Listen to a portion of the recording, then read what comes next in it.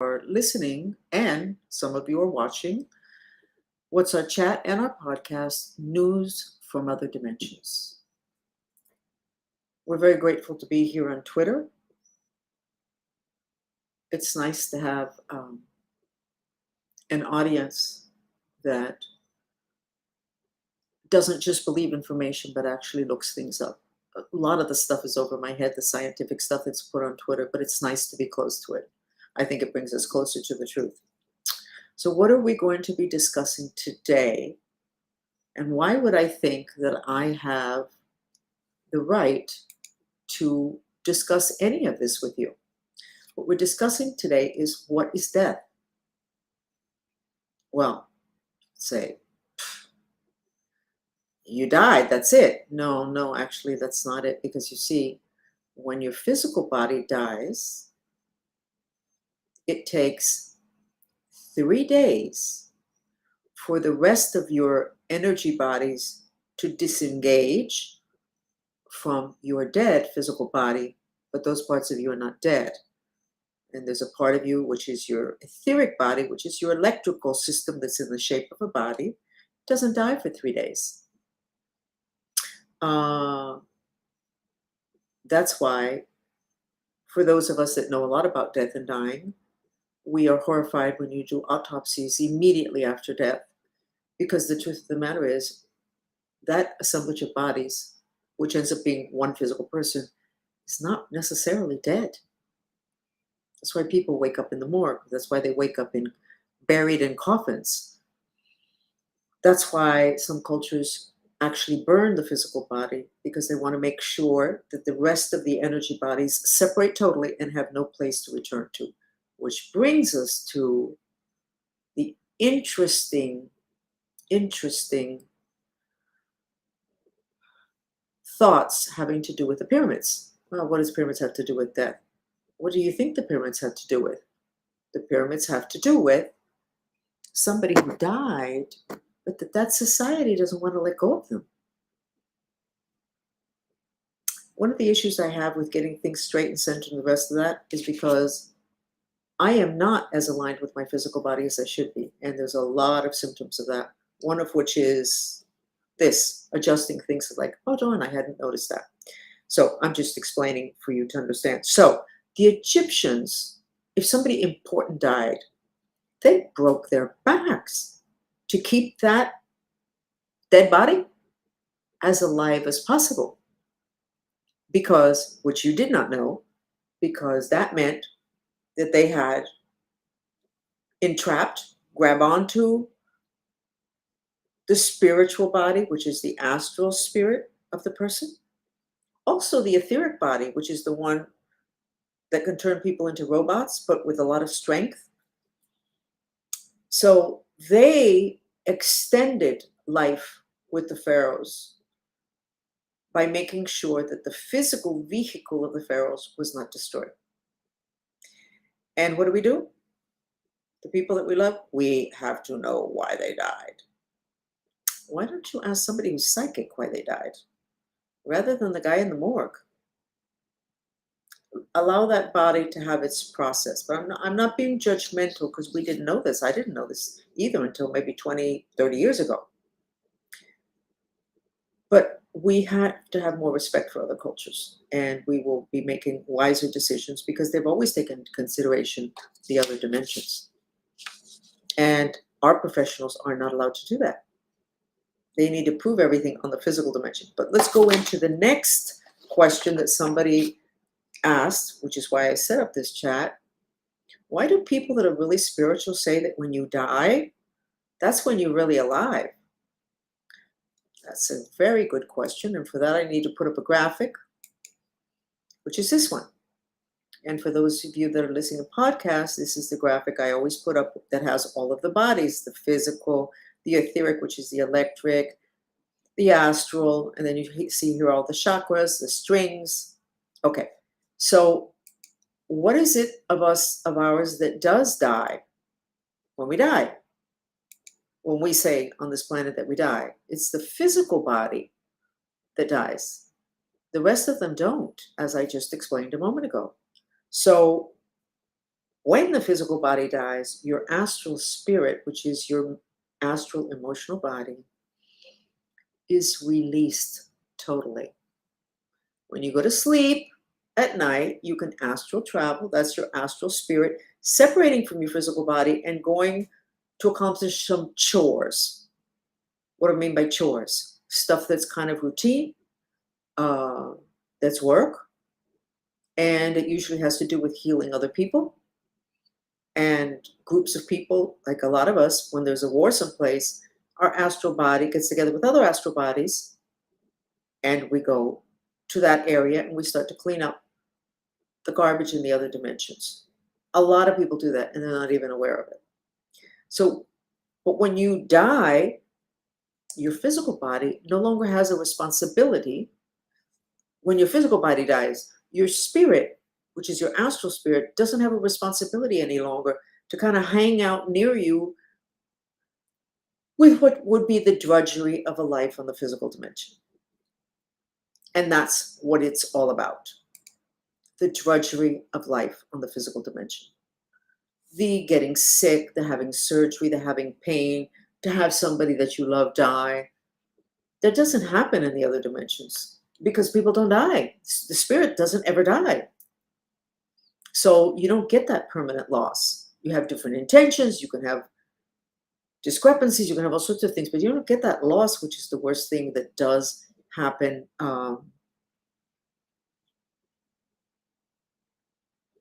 Anyway, lost my train of thought because somebody in the chat asked the question, which I'm not going to be able to answer.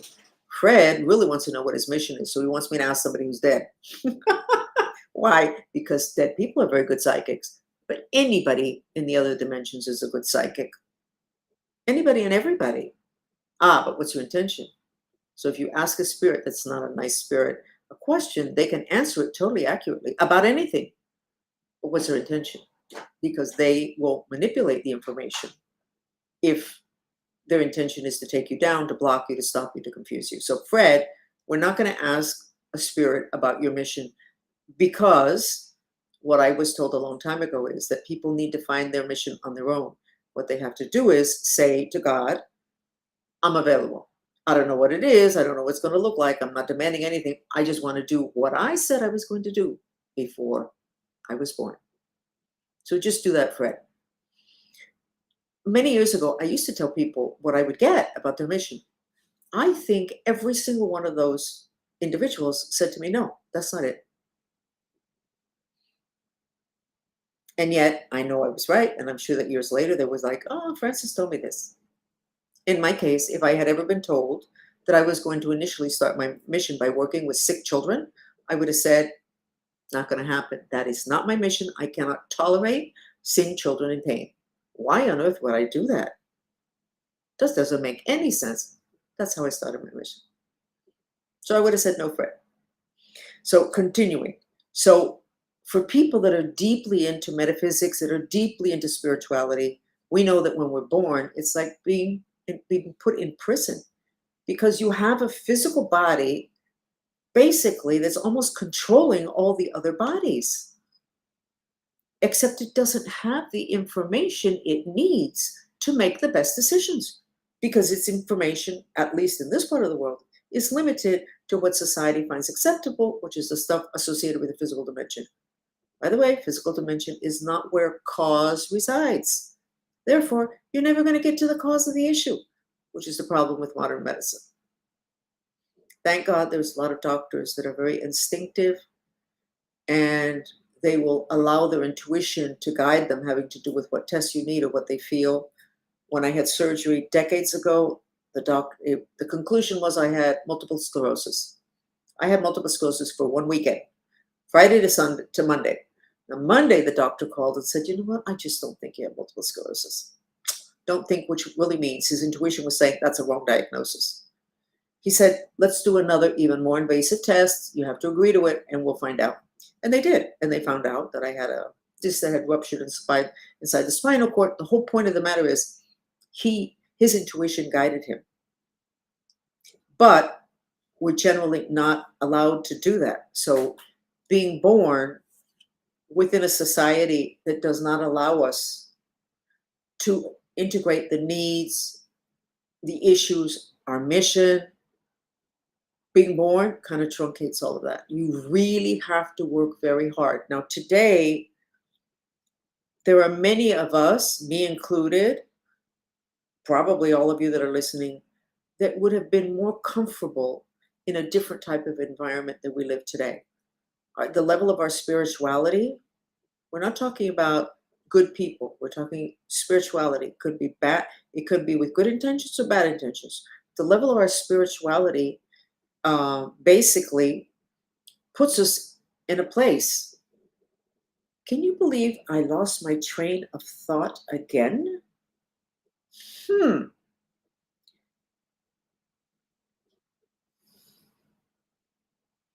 Most of us that are very deeply into spirituality today, that have access to the public to be able to share our knowledge, would have been much more comfortable having been born in a setting that nurtures that level of spirituality, which is a mountain, a cave, not necessarily living by the water. It's too much fun to live by the water.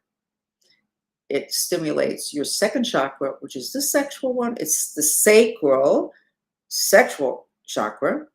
So living by the water doesn't produce quite the level of spirituality as living in a mountain, spending a long time in a cave. So being born in a physical body, particularly when your environment doesn't support your level of spirituality, is like being born in a prison. And then when you die, that physical body can no longer tie you down, block you, require that you conform to many things in order to keep the physical body well so that you can move forward. Okay? So, Fred is asking if I know about the Book of Spirits from Allan Kardec. No, I have not read that. I have no idea if it's accurate or not. So now I'm going to tell one of those stories that my followers love. It's so interesting. I just did the infinity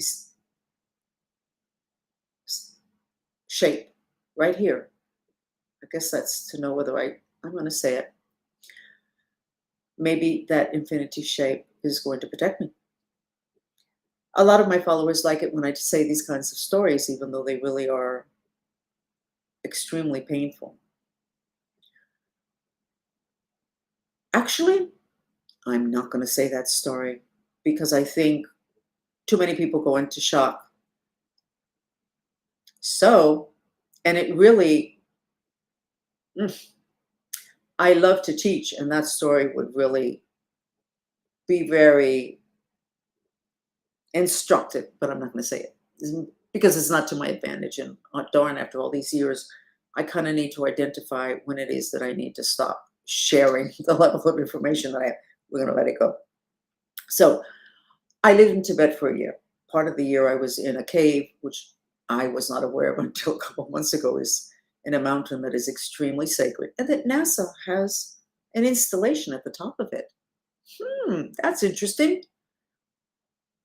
Oh, so remember that piece of information because stuff is going to come out and you're going to go, oh. So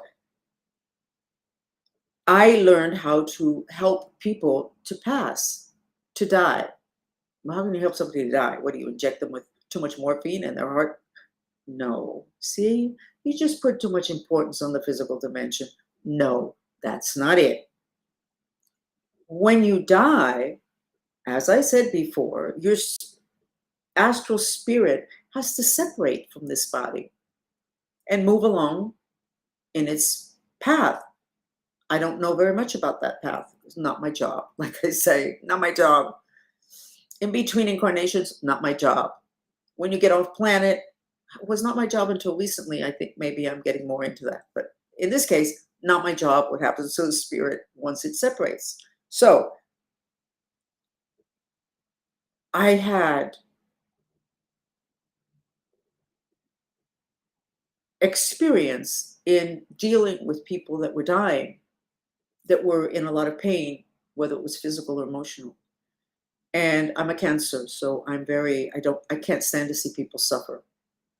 And so I learned when I saw people suffering to help to separate their astral spirit, which is their spirit, from their physical body, to relieve it from whatever the physical body was going through. And then I'm not going to say the rest of the story, but basically, my inability to tolerate watching people suffer took me to learn a skill that is even useful today. I had a family member that passed, and I went ahead and to make sure he had gone to the light. And I've helped him along to the light. He had not gone. He left behind a lot of issues. And then I went ahead and I gave a donation to have Buddhist monks do their ceremony for this person to pass into the light. And they mentioned to me that it was really, really, really easy. I had already done the work from before. I just didn't quite trust myself. It was that important. So not only is there a process when your physical body dies, but there are people that can help with that process. And the people that I'm familiar with are the Buddhists. Their ceremony for when somebody has passed, I don't know everything about every religion or whatever, but if we can compare it to the Catholic masses for the dead, there's no comparison. And as I used to say when I was really challenging years ago, if I met a priest, I would say, why are there all those Hispanic souls floating around when I know that their families did at least 1 or 2 or 3 or 5 or 6 masses to send that soul to the light? Why are they still flitting around? Of course, they didn't get it, but it's true. That's not going to happen to you with a Buddhist monk because, number one, they believe that you continue after you die. They actually have studied what happens in between this incarnation. Your physical body dies, then you have to wait for a while, I have no idea, for the next incarnation, and then you come in. They actually study all of that. I actually have a book which I don't understand. It's this thick, and its title is something like Life After Death, In Between Life, Being Reborn. That's the title. Wonderful book, except I don't understand anything in it, except for the fact that we have different lives. When we're alive, when we pass, and when we're waiting for the next incarnation, we have a different life. That spirit of ours has a separate life. I was explaining that to somebody today. You have a physical body. Great, you know that already. You have a spirit. Yeah, you kind of know that. It's in the same shape as your physical body. We used to call it the astral emotional body. It is still the astral emotional body, but it's your spirit. So you cannot just ignore your spirit or ignore your mother's spirit. And then she passes. My mother's spirit came to visit me. Well, what did you do with your mother's spirit when she was alive? Nobody thought to think, so they die, and then the spirit all of a sudden, out of no place, shows up to leave? No. And that's what the Egyptians knew. Yeah, it can leave, but maybe there are things that can be done to keep it. And remember, I just said, why didn't you take care of your mother's spirit while she was alive? They do take care of the spirit of that pharaoh. And they continue those conversations after the physical body is supposedly dead. Now, why would they have all those little, I was going to say toy soldiers? They're not toy soldiers. They are little statues, such as my very famous statue that I got from my sister that has a spirit attached. Why would they have all of that? That physical body's dead. Why that much protection of that physical body? Why? Because it's not all dead. Because there's something very much alive about it. And those people want to be able to hang on to that's very much alive, not to cuddle them, not so that they reproduce themselves, not so they can invite them to dinner. I have to imagine that what they get from them is information and the power of that particular astral spirit that belongs still to that physical body that's in that pyramid. So my question is, what are you doing about your astral spirit? And the Mantristas, which is a group of us that are doing mantras and mudras and all sorts of other things, all of that is for the other parts of us that are not physical. You should get involved in whatever it is that can help you in the other dimensions. Alternative medicine, obviously, but a lot of that deals with your etheric energy body, which is your electric energy body, which is your immune system. So most alternative medicine, it has to do with that, keeping your physical body well by dealing with your immune system, which is your etheric electric body. So the whole death thing, are those pharaohs dead? Well, yeah. No, they're not. They're in some type of other dimensional suspended animation, but not really. And you know what? I've read spirits of the statues that are in these pyramids. I never tried to read. No. Why would I read a spirit? Why can't I just have a conversation with them? Obviously, now that I think about it. So,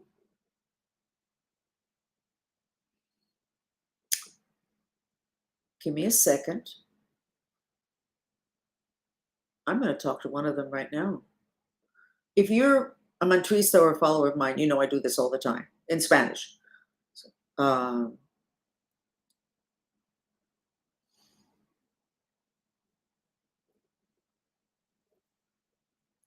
Oh, how interesting. How interesting. That pharaoh not only believes in ETs, that pharaoh is chosen, has practiced, is at the level of beings that deal with extraterrestrials. That's the kind of knowledge you do not gain in 2 seconds at all. And that is why they preserve the body, to preserve the connection with the off-planet fountain of information, off-planet beings.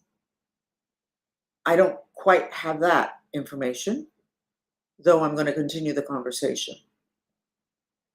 It seems like every time I turn around, I'm running into the whole ET thing. I did the horoscopes this week. Well, last week on Twitter, it came out that all of us have been contacted as part of our programming between when we were 2 years and 4 months old and when we were 4 years and 7 months old. All of us were contacted by beings from our home planet. Did you know that? No. Did I know that? No.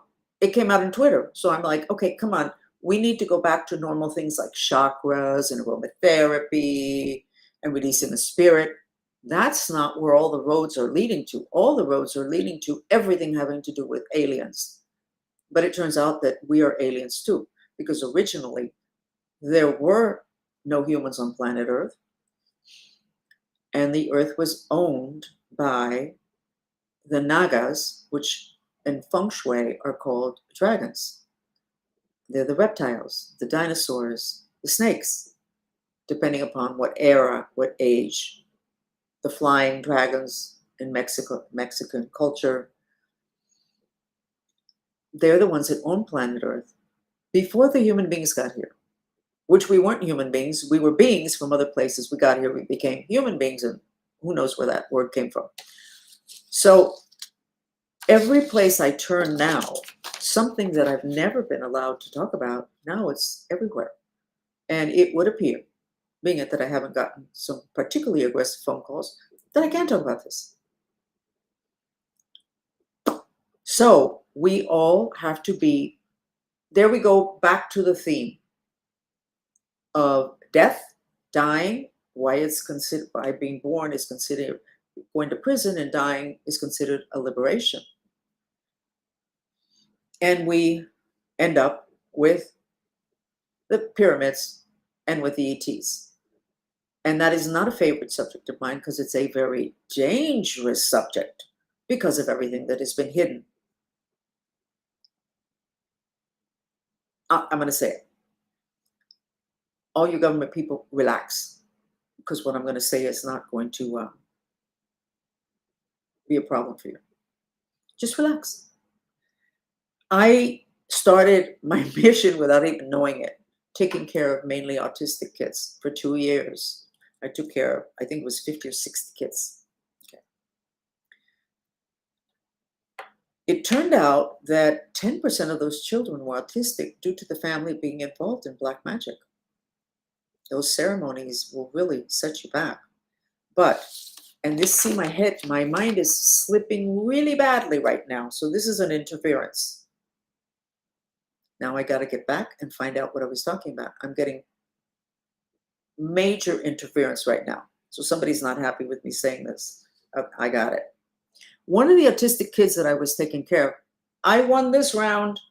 One of the autistic kids I was taking care of, the last visit when he came, and I saw people 1, 2, 3 times, that was it. And I did pull 5 kids out of autism. I don't take autistic kids as clients anymore. So I'm in, and it was many years ago in the 90s when I still saw people in person and I had an office. And so the parents are sitting over there and the kid is sitting here and I'm in front of the kid or like several feet away from the child. And all of a sudden the spirit shows up, stands in front of the kid and says, "This one is ours." And it was an ET. It was telling me,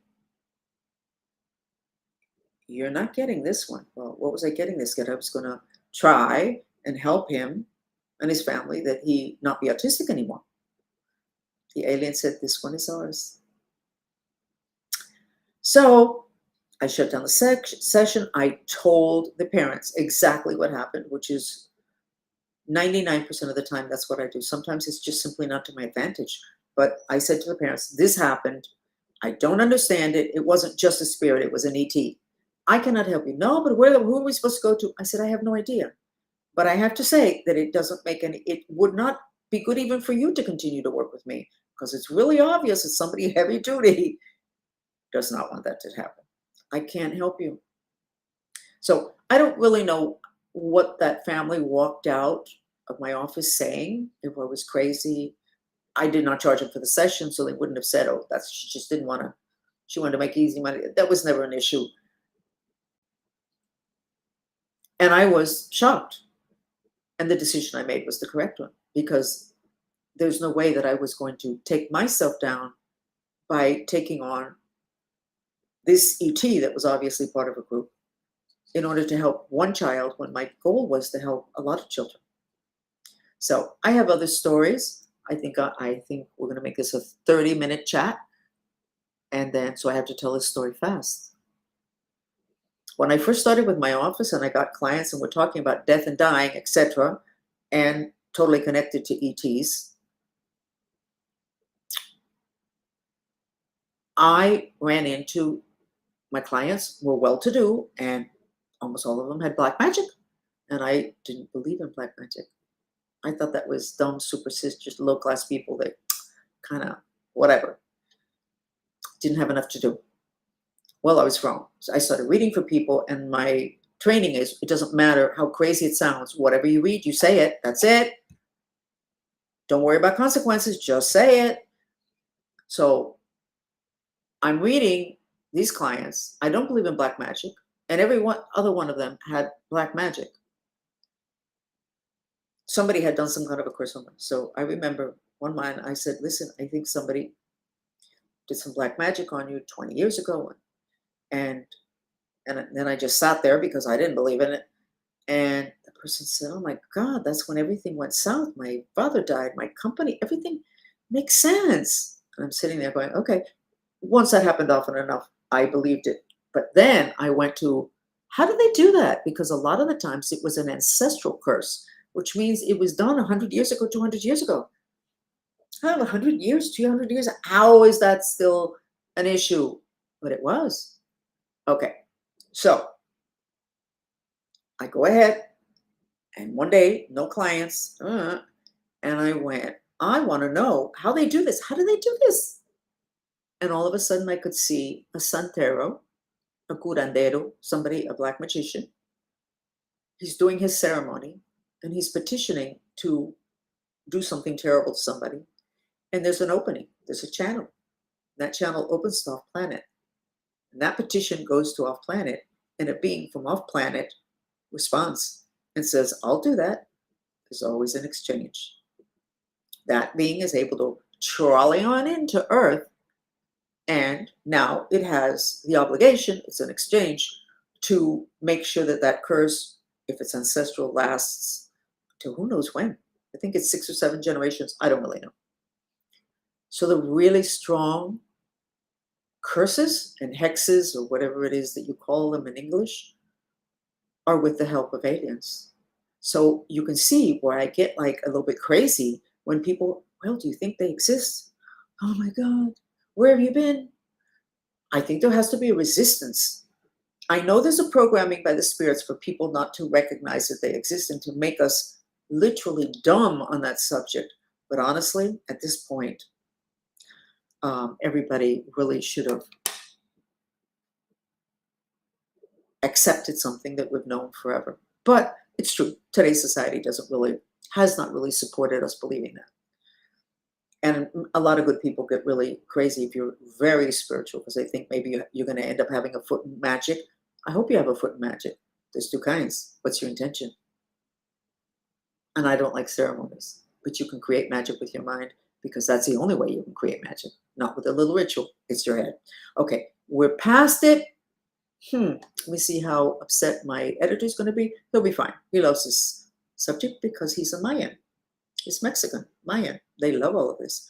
They do a ceremony called the Day of the Dead. And when I saw everything that they do the Day of the Dead to celebrate, I went, they really know about spirits. And one of the things that they do that most people don't understand, they know all about the role of sugar in attracting spirits and attaching them to yourself. When you have Halloween and you give out sugar, you're supposed to give it to the spirits, because the spirits love it. That's why when you eat a lot of sugar, they love you. And now we turned it around and we give it to the kids. And then we wonder how come they can't sleep at night. So this has been News from Other Dimensions. We're talking about death. And as usual, not just because I'm ADD, but because a lot of my followers like my stories. And stories are not linear. You can't do this to them. And every time I give a lecture or I give a podcast in which I have an actual systematic outline, it's never as good as if I allow myself to speak kind of fluidly and to color a lot outside of the lines. That's what other dimensional information does. You learn what's outside the lines, and it's easier to keep yourself safe, to make good decisions, to be prosperous, to be a good artist, to be a creative, coloring outside the lines. Thank you for following, and we're here again on Thursday at 3. And I'm half Cuban. Believe me, I'll have plenty to say. We never run out of words. Thank you.